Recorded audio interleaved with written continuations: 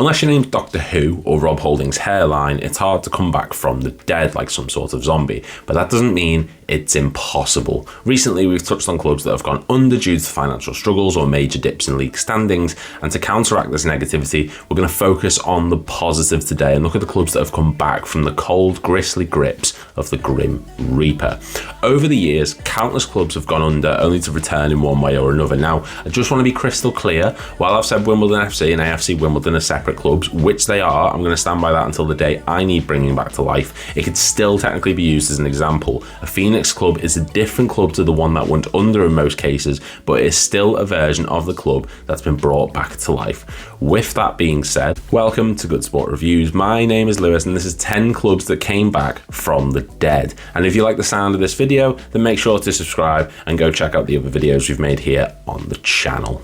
Number 10, Bury FC. So this club was an entry number 10 on a list video I made recently called 10 clubs you forgot played in England's top 4 divisions. And boy, oh boy, that was met with some lovely responses, I'll tell you. The original Bury FC were founded in 1885 and were a mainstay in the English League system ever since, with the two-time FA Cup winners bouncing between the top 4 divisions in England between 1894 and 2019. However, it wouldn't stay this simple forever, as on the 2nd of April 2019, the club were placed into investigation by the HM Revenue and Customs, and they found themselves in major debt, with players and staff not receiving payments for their work, and they found themselves in the middle of a winding up order. They suffered multiple fines and point deductions, and with no owners stepping up to save the club, they were removed from the EFL on the 27th of August of that year. However, it wasn't the end of the well-known giant, with Bury FC being formed in December 2019 thanks to the club's supporters, and they applied for entry back into the league system, which was successful, and they've been back on the landscape since the 2020-21 season, with the Shakers currently playing in the North West Counties League.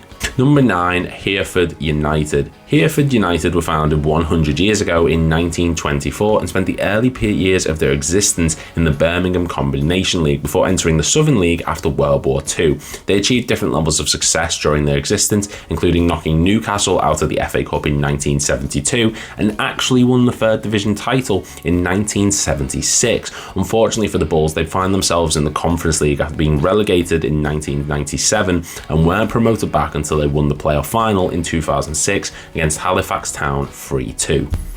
One more relegation would follow, and in 2012 and in December of 2014, the club found themselves in £1.3 million worth of debt, and a winding up order was issued by Martin Foyle, which went through. They were suspended from all football activity and were wound up officially that month. Despite this, the Hereford United supporters started a Phoenix club for the former side and formed Hereford FC, with the new team gaining entry to the Midland Football League, FA Vase and Midland League Cup, and as of next season, they'll be competing in the National League North and heading in the right direction to powering back up through the divisions. Number 8, Darlington FC. Founded in 1883, Darlington FC, that rhymes, originally played their matches in regionally organised leagues and were actually one of the founding members of the Northern League in 1889, with the Quakers getting as high as Division 3 in several seasons. However, much like Arsenal did, they simply decided that their ground was not big enough for their ambitions, with the club moving from the Feethams Cricket Ground, which had a capacity of around 8,500, to the Darlington Arena with a capacity of 25,000. This would be the club's undoing, however, with the side going into administration not once, not twice, but 3 times. I mean, there's coming back from the dead and yo-yoing between life and death like a ghost. Because the club is fan-owned, they were unable to agree creditors' voluntary agreement and were expelled from the Football League and placed into administration on January 2012. Thankfully, the club was saved from liquidation 2 days later thanks to a last-minute injection from the club's supporters group, and on May 2012 they were taken over by DFC 1883, with the side becoming 100% fan-owned in February of 2013 and all debts being paid off soon after. They currently compete in the National League North, and it's a true testament to the power of football fans that this club exists today. Number 7, Halifax Town AFC. Halifax Town AFC were one of the founding members of the Football League 3rd Division North in 1921 and actually remained in the division until its restructuring in 1958 when it became a member of the Football League 3rd Division. The club were relegated to the Conference League in 1993 and went through one more promotion and relegation before finishing 4th in the Conference League in 2005-2006. Unfortunately, 1 year later, the club were placed into administration by a local consortium who were trying to buy the club and were actually actually docked 10 points because of this, and this resulted in them being wound up in May of 2008 and being £2 million in debt to the HMRC. Thankfully, once again, supporters stepped up and saved the club they love, with the Supporters Trust reforming the club under the new name FC Halifax Town, with the club being accepted into the Northern Premier League Division 1 North, that's a long name, in 2008-2009, and since then they have made their way back up to the National League and finishing 7th in the most recent season. Another club who was brought back from the brink of death by the most important people in football, the fans. Number 6, Rhyl FC. Off to Wales now to look at Rhyl FC, a club who were founded on the 25th of September 1878 at Rhyl Town Hall. The club became founding members of the Welsh League, which was founded in 1890 alongside the likes of Druid FC and Westminster Rovers, but they actually withdrew just 1 year later. The 4-time Welsh Cup winners have been in many divisions during their existence, but they faced their biggest challenge in 2020 when they announced they were going to have to cease trading after being unable to find a £175,000 investment, which would have saved their club after being in debt due to the COVID-19 pandemic. However, in May of that year, 2 staff members worked with the members of the Rhyl Fan Association to form a Phoenix club to continue the club legacy and historic tradition. After working with the local ballot, they settled on the name CPD Y Rhyl 1879, catchy I know, and the 2-time Welsh League Cup winners currently compete in the Ardal NW League, with their latest campaign ending in a third place finish. Number 5, York City FC. In the late 1800s, association football was gaining immense popularity in England. Because of this, York City FC were founded in 1908 and competed in the Northern League. After finishing in last place during the 1909-10 season, the club joined the Yorkshire Combination League and managed to finish 8th the following season, before being took over by J.E. Wright, who decided the club would not succeed in a rugby league stronghold and would move to a new ground known as Field View. However, the club failed to establish itself and went into bankruptcy following World War I and being unable to meet financial demands set upon them. The club folded in 1917, but 5 years later they were founded by the York City Association Football Athletic Club Limited and have been a staple of the English football system ever since. They have since competed in multiple different leagues, getting as high as Division 2, and the side now play in the National League, with their most recent campaign ending in a 20th placed finish.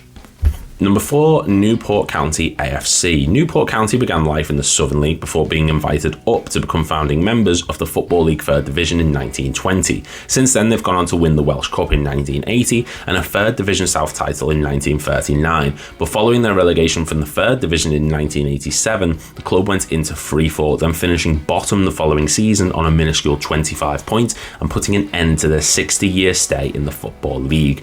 This would prove to be their final season, as they went out of business in February of 1989 with debts of £330,000, which resulted in their expulsion from the Conference League. But despite this adversity, the club made an incredible comeback in June of 1989 when the 400 supporters reformed the side with David Hando as chairman and John Relish was reappointed team manager after he left in 1986. The club were reintroduced with the name Newport County AFC in 1999 and have since gone on to gain 2 promotions and are currently competing in the EFL League 2. Number 3, Bradford Park Avenue. We've touched on Bradford Park Avenue before on the channel, but their story is one that needs repeating. Founded in 1895 after being predominantly a rugby club from the 1863 onwards, the side gained promotion into Division 1 in 1914 and would boast club legends like Ken MacDonald and George McLean. They bounced between several league divisions between 1907 and 1974, but in the latter year just mentioned, they'd find themselves in a difficult situation, with the club amassing debts of £57,652 and being put into liquidation on the 3rd of May of that year. However, the club immediately reformed as a Sunday League club, and the following season they gained promotion into the newly formed Bradford Sunday Alliance League. A new club was formed for Saturday football in 1988, with the newly formed side joining the West Riding County Amateur Football League and then the Central Midlands League ahead of the 1989-90 season. The club went on to become founding members of the Conference North, but have suffered multiple relegations since, with last season ending in a 19th place finish and relegation to the Northern Premier League Division Premier. Despite the transition into Sunday League, there's a 25-year gap in the club's history, and it's another team who have come back from the dead because of this. Number 2, Nelson FC. This club may go under the radar for a lot of people, but Nelson FC have been around since 1882 and have been as high as the second division in 1923 and even played Rhyl Oviedo and, get this, Real Madrid in a pre-season tour of Spain in that year, with the Admirals actually beating the Spanish Giants 4-2. The side have faced death on multiple occasions, the first of which occurred in May of 1934, with continuing financial pressures meaning the club had to permanently close, and they ceased footballing activities on the 4th of August 1936, before returning 10 years later in the Lancashire Combination following World War II. Fast forward to July 2010, and the club once again found themselves in a dire situation, with the North West Counties League announcing that Nelson had resigned from the league with immediate effect due to a lack of sponsorship and spiralling league finishes.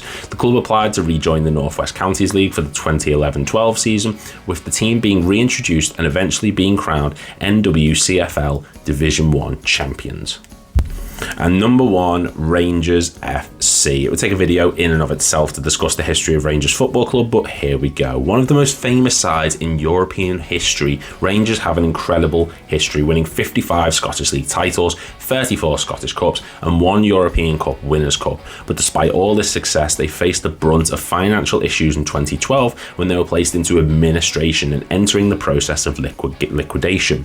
After being bought by Sevco Scotland Limited, the club applied for application into the Scottish Premier League, but this was denied, with the club being relegated 3 divisions right down to the 3rd tier. It seemed like the club were doomed, but they went on to defy the odds, and despite multiple players leaving the club after this disastrous incident, they achieved promotion in 3 of the next 4 seasons and returned to the top tier of Scottish football, where they'd go on to challenge Celtic on multiple occasions and actually win the league during the 2020-21 season unbeaten under then manager Steven Gerrard. This is without a doubt the most famous example of a club dying off and then returning just when things seem bleak, and the European landscape is all the more better for having Rangers in it. And that's our list. If you're new around here, please make sure to hit like and subscribe. Let me know any teams that you feel I should have mentioned in this video, and I'll use them for a future one. Thank you very much for watching, and I'll see you all in the next video.